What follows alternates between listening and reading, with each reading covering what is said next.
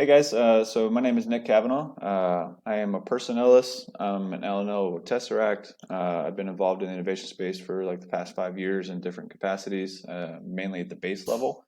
And I'm putting my personnelist hat on and then also advocating for you guys as a fellow innovator to help you get after taking care of your records with the awesome opportunity of incorporating these special experience identifiers that Morpheus and Liz's team has been able to get on the Air Force Enlisted Classification Directory, and then also the Air Force Officer Classification Directory, to highlight the experience that you guys get from these positions, which is incredibly valuable for you guys, and then also for the Air Force, because what this allows the Air Force to do is be able to pull rosters and say, hey, who has 9I2 experience, and then be able to determine these, I don't know how many, let's say 20 people, it's probably way more than that, but 20 people have this experience and I need them to do some special thing. And then Liz is able to reach out, or whoever it may be at that time is able to reach out and have a conversation with that person and maybe provide them a really cool opportunity. So that's just a little bit about me. And before I start, I want to turn over to Liz for a quick intro on her part. Hey, so Liz Garcia. I was on the Morpheus team. I've transitioned now to the CSAF Strategic Studies group, but still stay heavily involved in the innovation ecosystem. So I'm also the CFM for the 9 India reporting identifier, and then we helped stand up the 88 India officer special duty identifier as well. So happy to answer any questions as they come up. Thank you. Yeah, and guys, definitely take advantage of this time. Liz is very busy, so it's a great opportunity for you guys to ask her questions specifically about this. But I'm going to go ahead and start on talking about the process of applying for a special experience identifier. I promise you, it is not as hard as you may think it is. It's actually pretty simple. It's probably one of the more simple things that we do. Most people have gone through trying to get their orders to PCS somewhere, and I guarantee you it's not that hard. So if you can do that, you can definitely get this done. I'm going to go ahead and start. I'm going to share my screen. So on my screen, I have the Air Force Enlisted Classification Directory. For the officers that are on the call, this is going to be the same process for you guys as well, but it's going to be the Air Force Officer Enlisted or Officer Classification Directory, excuse me. This could be found on MyPERS. So if you go into MyPERS and you type in Air Force Enlisted Classification Directory, or I think it even works if you put AF-ECD or AF-OCD, this will come up as a PDF file. One thing to note in there is that you have to download it onto your computer as a PDF in order for you to open the attachments, which actually have the special experience identifiers listed in them. So as you can see, this is the AFECD as of 31 October 2022. This gets updated about every 6 months. So probably the next one will be coming out somewhere in March timeframe. So be sure to pull the most current one just to see if there's any new SEIs or any new requirements for that SEI. So over here on the left-hand side, there's an attachment button, and then the SEIs are right here, okay? So that allows you to open up this huge document that has a ton of SEIs for every AFSC. And I've already got to the page with some of the innovation SEIs for enlisted. So this gives you an idea of what's currently available to you guys. So some examples for us enlisted is a design warfare facilitator or professional innovation lead. So as you guys go through these and you determine like, hey, I may be eligible for this based on experience or based on qualifications or courses you may have attended, and you want to pursue actually getting that special experience identifier, you need to move to going to get a 2096. So this is a 2096. This can be pulled off of EPUBs. Most people have probably seen these before. This looks like a very confusing form, but the reason it looks like this is because it's used for probably 100 different things, honestly. It's used for a lot. So it's very simple to fill out this form once you've identified which SEIs you might be eligible for. So up top is the organization, so your respective FSS or MPF, and then from is where you currently work and your office symbol. Name, grade, social, unit, that's all self-explanatory. Now down here, this is where I want to draw your attention, is the designate general SCI. So you're going to go into the SCI listing, and then you're going to say, okay, I am eligible for the 9I2 or the 9IA, or maybe both, and I'm going to determine, I think that I'm eligible for these SCIs. You're going to go ahead and type those into the general SCI, and then put your respective commander or supervisor's information, and then make sure this block is clicked. You're going to sign that after your supervisor signs. And then the next step is you want to consolidate all of the documents that you have that prove that you are eligible for that SCI. So maybe it's a CERF, maybe it's, and I'm going to let Liz talk about what she's looking for too. Maybe it's a CERF, maybe it's a core certificate or something like that, in order to prove that you're eligible for that specific SCI. And then you're going to send it over to currently right now Liz, and then there'll be another person you'll be able to send it to here in the near future for approval before you route it for signatures. So Liz, I want to turn it over to you, and if you want to chime in on what you're looking for and what kind of things you expect airmen to send to you for approval. Yeah, so each one's going to be slightly unique. I'm going to touch on the question that Matt just asked about the timing, especially for that 9I2, the professional innovation lead. So we said 12 months full-time or around 18 months part-time, but really those numbers are slightly arbitrary. So really it's, if you feel like the work that you've done correlates to about 12 months of full-time work, and let's say for Matt's example, he's only maybe going to be in his spot for about 7 months, then go ahead and submit the request. 9 times out of 10, we're not really going to push back on it. Things that we're looking for. So I like to hear a little bit about what projects you've done. So less on like sending me your EPRs or 1206s or anything like that. If you have them, great. But more so it's like, in your own words, let me know about the projects that you've done, and the impact that you feel that you've had in that. That demonstrates how you're leading in that innovation space. Because keep in mind that as we start to approve these SCIs, at some point we're hoping that we're going to be leveraging these experiences that you've garnered. And so if you're telling me that you have that experience, and then we come back to you, let's say in a year from now, and we'd like to leverage those experiences, and we find that you cannot, then that may, we might need to start exploring removing that SCI. That project manager one is going to be super easier. So there are a ton of civilian certifications in project management. So all I'm asking for is that civilian certification. We gave you some examples in there, but if there are equivalent project management certifications, or if your school as a part of your undergrad or your master's had a project management certification along with that, we'll take any of those. The design thinking one, we listed a couple of like design thinking, human-centered design. What we did in the April publication was we found that those like Project Mercury, and there's a couple of other innovation training courses, those are more of the creative problem solving and less on the human, the HCD side, so or the design thinking side. So we will also have a creative problem solving SCI that'll get published in the April AFECD and the AFOCD. Another update on there, so the design warfare facilitator, we've actually switched to design workshop facilitator to encompass that's essentially you have not only facilitated, but you've also helped design the facilitation of a workshop.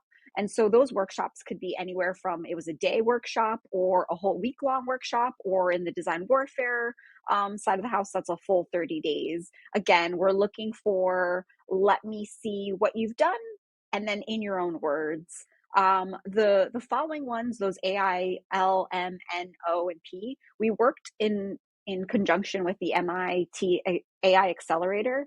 And so Major Jordan Tribble is your POC on the MIT side of the house. And if you need the connection, I'm happy to connect there.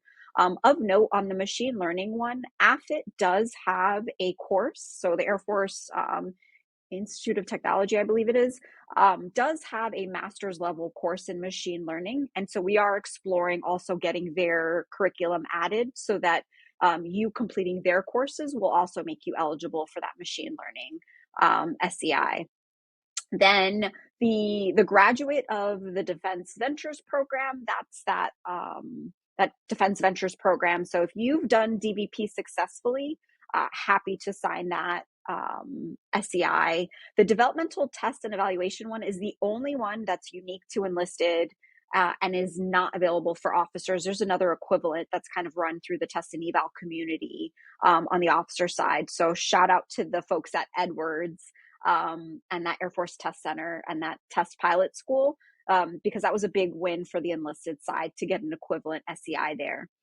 And then the responsible AI, responsible lead. So the chief responsible AI and ethics at CRADA office has also created a couple of other artificial intelligence SEIs. So we've got a Google site that if you're looking for, okay, hey, I don't see there's a unique innovation, special experience that you'd like reflected on these, then happy to, if you could submit, okay, what would you title that special experience identifier? And then what are those requirements that you would need? And then who would you find the most appropriate vetting agency would be? So it doesn't necessarily have to be our office. So it could be that MIT Accelerator, or I want to say the DVP ones are really being coordinated now through AFWorks since they're running that particular program. DVP does not have a certificate of completion, but we do get a listing of these are the graduates that have completed. So essentially we just cross-check that list. We reach back out to the program office and say, hey, is this person valid in there? And oftentimes what they'll do is they'll send us a roster as well. We don't automatically apply any SEI, so we do ask that a member does submit that 2096. And then we'll verify that. And that's just, and correct me if I'm wrong, Nick, but that's a MIL PDS. Like we just need that form to be incorporated in our records keeping. But I am happy as far as if you've done a course and let's say there was 20 students in that, like for the design thinking one or any of those creative problem solving ones, I'm happy to also sign a memo on behalf of all of those that if your CSS or FSS accepts as part of justification for that 2096, then that's another way that some organizations have done that. But I always lean more towards what your FSS or your MPS wants. So if they want my signature on that 2096 directly, I'm happy to sign them individually. Or if they're happy with like a memo that we've signed that says, hey, I've corroborated that they've completed this and yes, they meet the qualifications, then happy to sign that as well. No, I do not need a 2096. They can be grouped. I'm going to note that the officer SEIs are slightly different. So there's a 2-letter designator that the AFOCD has for each of them. So most of our innovation ones are starting with S. In addition to that, they've got a specialty code that gets assigned along with it. My recommendation is the Y designator because it's the general one. But if you find that your specific experience correlates to a specific functional area, then take a look at that full listing. So the officers are slightly different. It's still that 3-letter designator, but they do have the ability to apply the special experience identifier to a particular functional area. Where is the PDF located? So on MyPers is where you get the most current updated version. But if you're on the Spark, the unofficial Spark Slack channel, there's a 9 India 00 channel where I also upload the PDFs that you're able to download there as well. And I do include like the live links. And then Measures of effectiveness for the courses, specifically how participants met the desired learning objectives and otherwise were changed in a way that they needed to go through the program. So we are not the program office developer, and most of these courses have different desired learning objectives. So that's why really we've only done 2 special experience identifiers that are related to courses. That's that design thinking one and the creative problem solving. So I would say that that's definitely an area that we could explore growing in as far as measures of effectiveness. Right now, I'm crowdsourcing a lot of that. So I'm asking really for user feedback. So you've told me that you've completed this course. Hey, what'd you think about it? Was it useful? What'd you learn? Because what we're trying to not have the special experience identifier become is a course catalog of sorts. So we've got plenty of opportunities where we could have course catalogs through our ATC element. And so we don't want to kind of step in the way of that. So this is particularly covering your experience and not necessarily correlated with training per se. The applicable Project Mercury SEI for those graduates would actually be the creative problem solving one. And forgive me, I don't have that right in front of me to tell you what that will be published in April. Actually, I might have it in the background. No. So yeah, those will get published in April. Specifically, we titled that creative problem solving because we felt that I worked with oh my gosh, I forgot his name, from Project Mercury, who helped design the curriculum. We felt that that was a generic enough name without specifically naming Project Mercury. And we can continue the conversation about Project Mercury. I can go ahead and give the final part of routing this, which is relatively simple. So once the 2096 is drafted, and good question on can you use multiple or one 2096 for multiple SEIs? Answer is yes. I did it with mine right here back last May. So 992 and 9ID. And then down here in the remarks, most MPFs will accept this. She did mention that she could do an MFR or possibly an email could work as well. I would recommend just if you sent this to me as an MPF leader, I would just say, okay, that's good. I have the email traffic from you going back and forth with Liz and her team, and then I have the information listed out here. And then I'm going to go ahead and update your special experience identifier. Couple quick notes is that these SEIs are general SEIs. They're not primary AFSC or control AFSC SEIs. So what that means is that on your CERF, this special experience identifier is not going to show up. You will not see it on your CERF. But if you go into virtual MPF and you look at your DVR, I think I forgot what it stands for right now. But anyways, data verification something, RIP, I think. Report, thank you.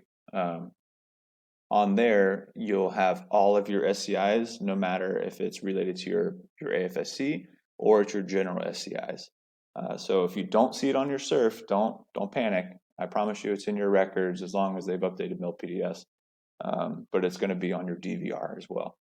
And then last thing to note before I sign off, or before I turn it back over to Liz, is that you do not have to remember everything I just told you, because Kendall is amazing, and based off of conversations I've had with her and helping her with her application for her SCIs, she actually created this how-to guide, which is way prettier and better than anything I could have done.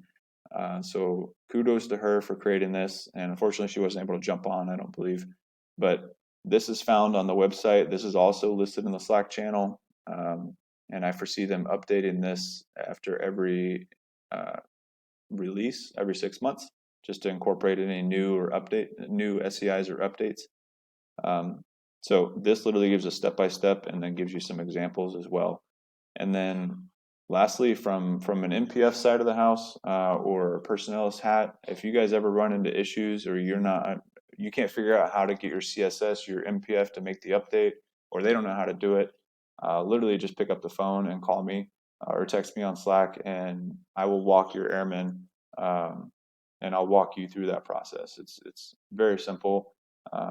What's important is that you guys get your records taken care of, and that's my focus. So whatever we can do to help you guys, it's pretty simple. So to recap on the actual process, fill out the 2096 with whatever SEIs you think you're eligible for.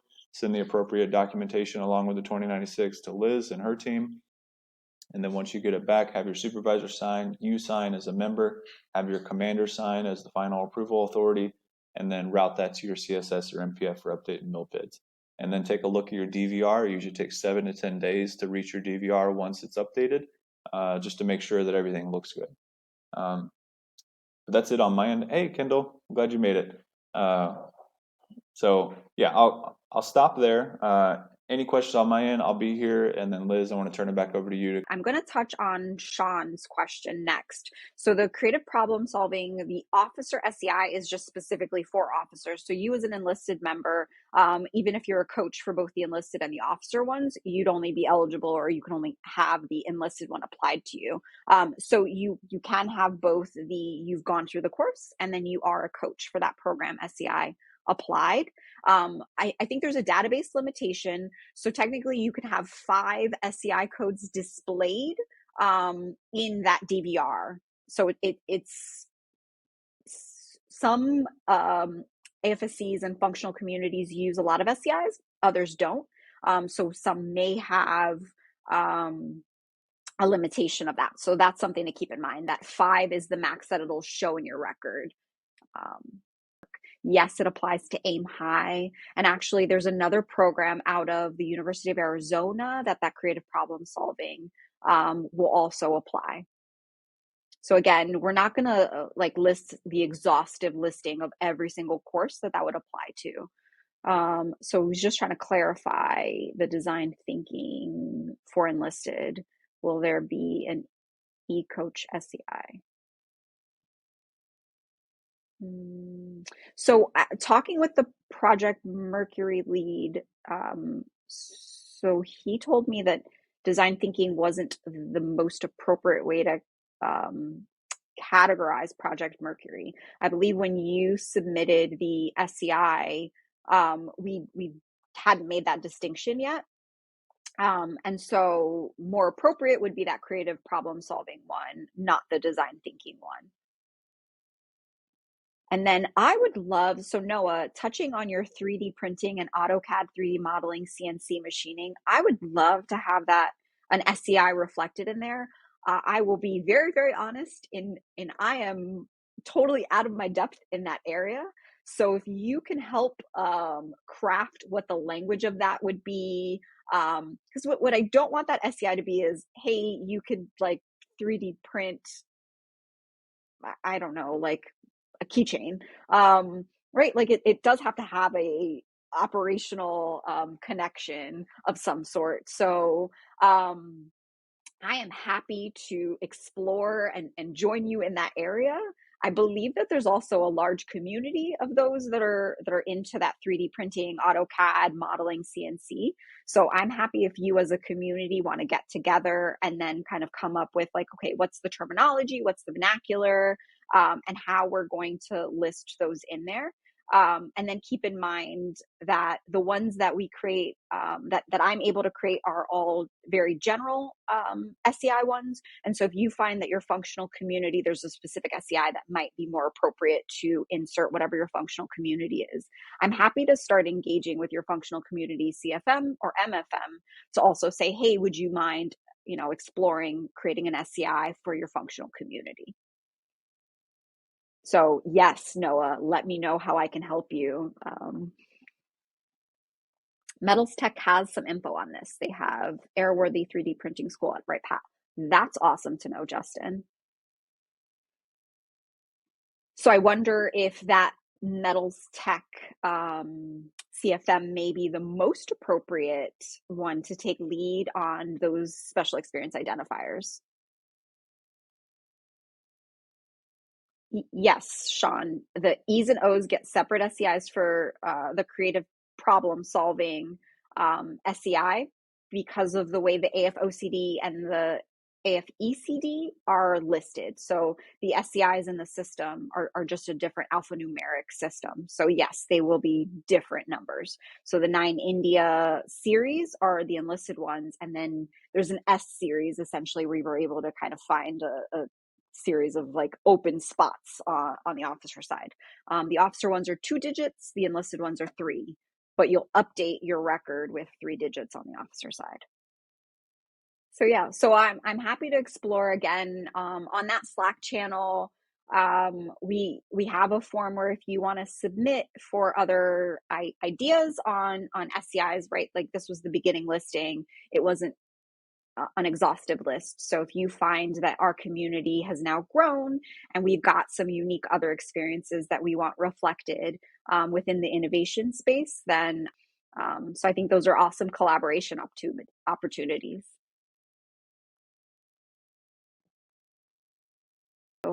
And then Sean, you are more than welcome to reach back out because I can give you the listing of the upcoming ones.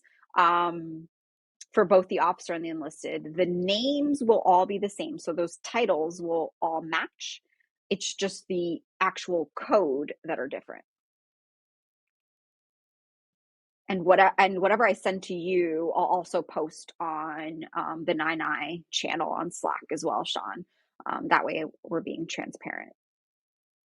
But I do appreciate that, like, we're kind of having pockets of individuals that are starting to take lead to help others with those 2096s and like understanding which SEIs. So I do appreciate you all for kind of helping out the community. Thank you. My TDY schedule has been a little loopy. And so there are times where like sometimes I can get back to you in a day or two with your 2096. Sometimes it takes me a little week or so. So the 2096s, because they have PII, are encrypted. So I can't digitally sign that from my work phone is my only limitation. So most of the time, if you're emailing me, we can email back and forth for approval, but I can't actually sign that 2096 until after. So of note.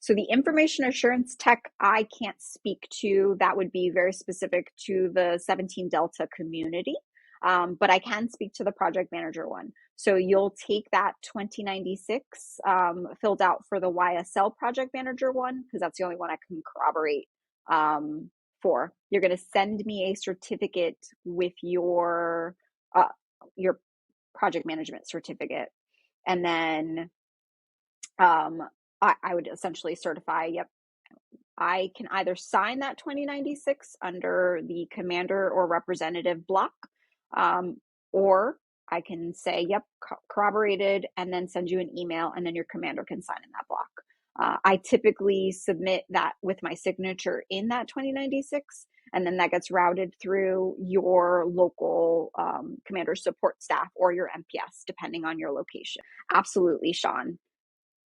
You would have to submit an MCR to get a position converted over from insert whatever AFSC into that special duty identifier for the officer or that reporting identifier on the enlisted side. I want you to work in tandem with your manpower office. So your A1M folks are your friends in this process.